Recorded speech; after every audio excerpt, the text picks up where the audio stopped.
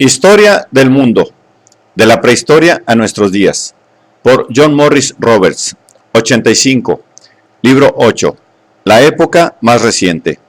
4. El final de una era, China. Los acontecimientos en la URSS debieron de seguirse con especial interés en China.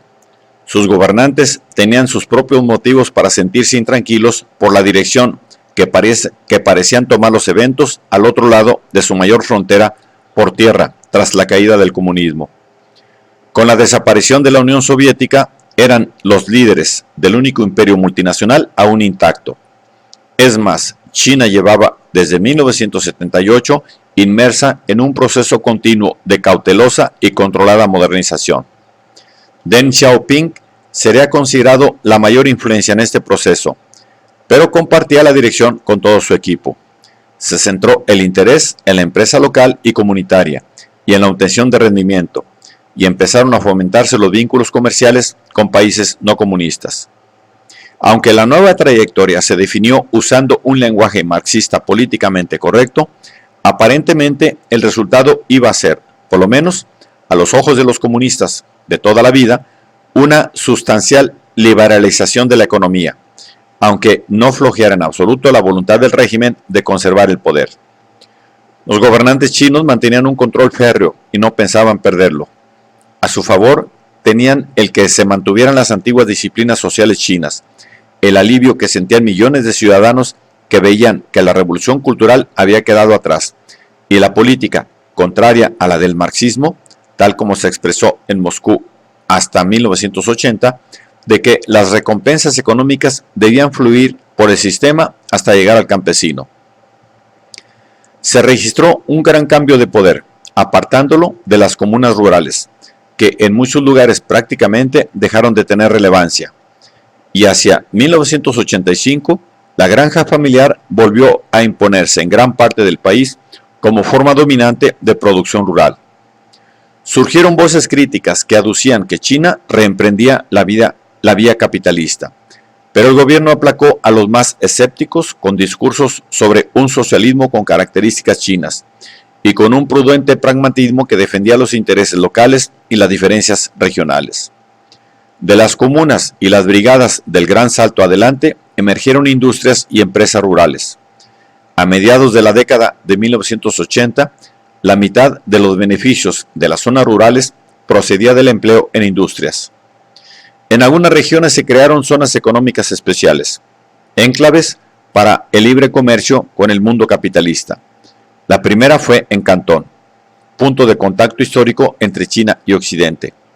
En 1986, China era el mayor productor mundial de carbón y el cuarto de acero. El Producto Interno Bruto, según sus dirigentes, aumentó más de un 10% anual entre 1978 y 1986. La producción industrial en este periodo se duplicó y los ingresos per cápita de los campesinos casi se triplicaron. En 1988 se decía que la familia campesina media tenía aproximadamente ahorros por valor de las ganancias de 6 meses. Comparando más a largo plazo, el valor de la balanza comercial per cápita se multiplicó aproximadamente por 25 entre 1950 y mediada la década de 1980. Psicológicamente, el éxito del régimen también se vio impulsado por los acuerdos de devolución de Hong Kong y Macao. Sin embargo, esta nueva política también tenía su precio. Los crecientes mercados urbanos fomentaban el trabajo de los granjeros y les daban beneficios para que pudieran reinvertirlos. Pero los habitantes de las ciudades empezaron a sentir los efectos del aumento de los precios. En el transcurso de la década, aumentaron las dificultades internas. A finales de la misma, la deuda exterior se había disparado y la inflación aumentaba a un ritmo anual de un 30% aproximadamente. La evidente corrupción era motivo de protestas, y las divisiones en la cúpula dirigente, en parte tras la muerte y las enfermedades de algunos gerontócratas que dominaban el partido, eran muy conocidas.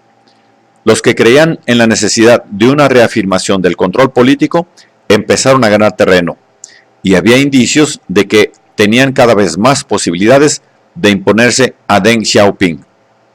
Por su parte, los observadores occidentales, y quizá algunos chinos, se habían dejado llevar por la política de liberalización económica y tenían una visión poco realista y demasiado optimista sobre la posibilidad de una relajación política.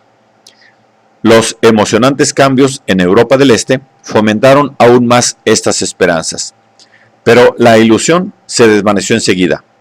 A principios de 1989, los habitantes de las ciudades chinas sentían a la vez la presión de una inflación rampante y del programa de austeridad impuesto para combatirla. Con este panorama empezaron a extenderse las protestas estudiantiles. Animados por la presencia de defensores de la liberalización en el seno de la oligarquía del gobierno, exigieron al partido y al gobierno que abrieran una vía de diálogo con un sindicato estudiantil no oficial recién creado, para abordar la corrupción y las reformas. Los carteles y los mítines empezaron a reclamar una mayor democracia. Entre los líderes del régimen sonó la alarma, ya que se negaban a reconocer al sindicato, que temían que pudiera ser el germen de una nueva Guardia Roja. Al acercarse el 70º aniversario del movimiento del 4 de mayo, los activistas invocaron su recuerdo para darle a su campaña un intenso tono patriótico. No tuvieron gran repercusión en el campo, pero sí que se celebraron manifestaciones de apoyo en muchas ciudades. Así pues, animados por la actitud del secretario general del PCCH, Zhao Ziyang, evidentemente benevolente, iniciaron una huelga de hambre masiva que se granjeó amplios apoyos y una gran simpatía popular en Pekín. Empezó poco antes de la llegada de Gorbachov a la capital.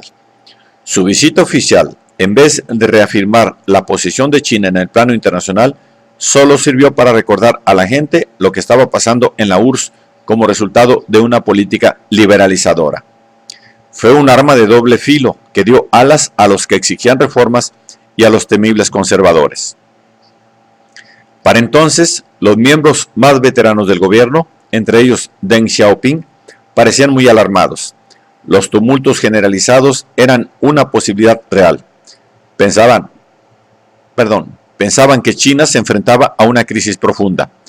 Algunos se temían una nueva revolución cultural si las cosas se les escapaban de las manos. El 20 de mayo de 1989 se impuso la ley marcial. Por un momento pareció que un gobierno dividido, quizá, no lograría imponer su voluntad. Pero enseguida se confirmó la lealtad del ejército. La represión durante las 2 semanas siguientes fue implacable.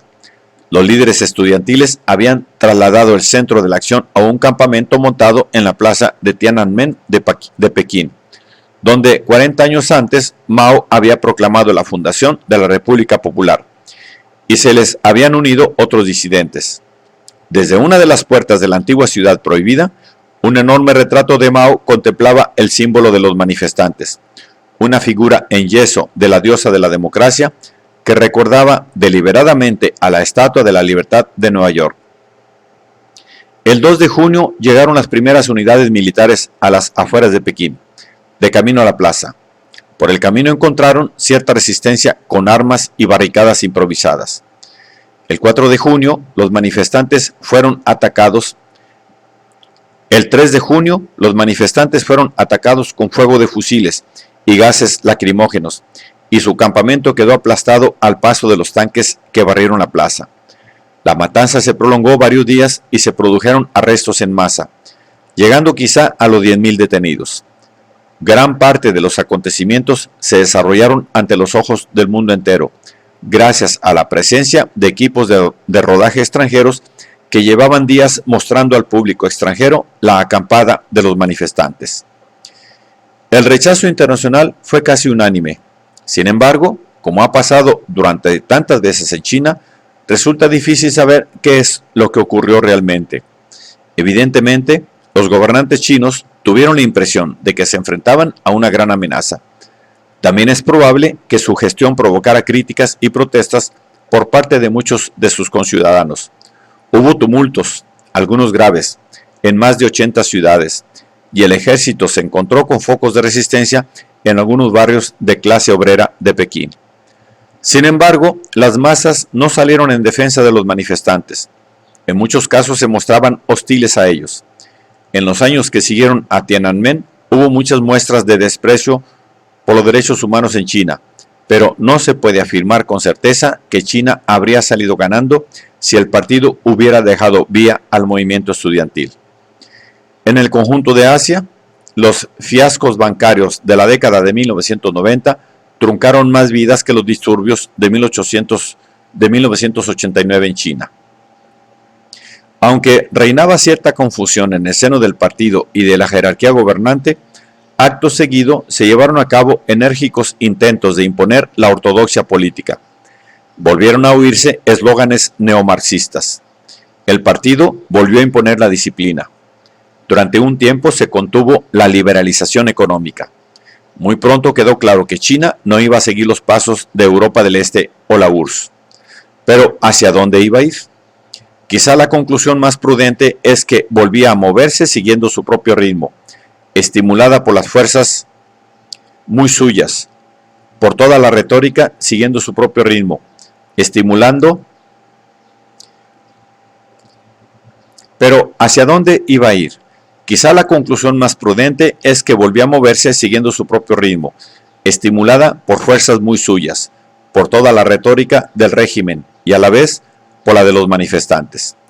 Los jóvenes que hicieron frente a los tanques en la plaza de Tiananmen no solo erigieron una estatua como ícono de la libertad, sino que también demostraron que recurrían a otra fuente de inspiración no china al cantar la internacional. Esto es muestra a la vez de complejidad e incluso incoherencia del movimiento de oposición y de su alienación de las principales influencias del país.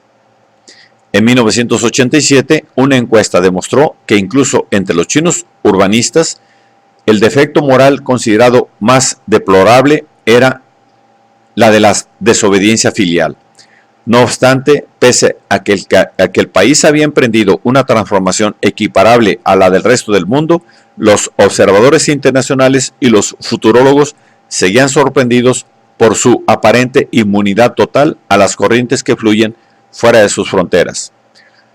Uno de los papeles tradicionales de sus gobiernos siempre ha sido actuar como guardianes de los valores chinos. Si hubiera algún lugar del mundo donde la modernización pudiera no significar occidentalización, sin duda sería China. 2000 años de historia no se borran así como así.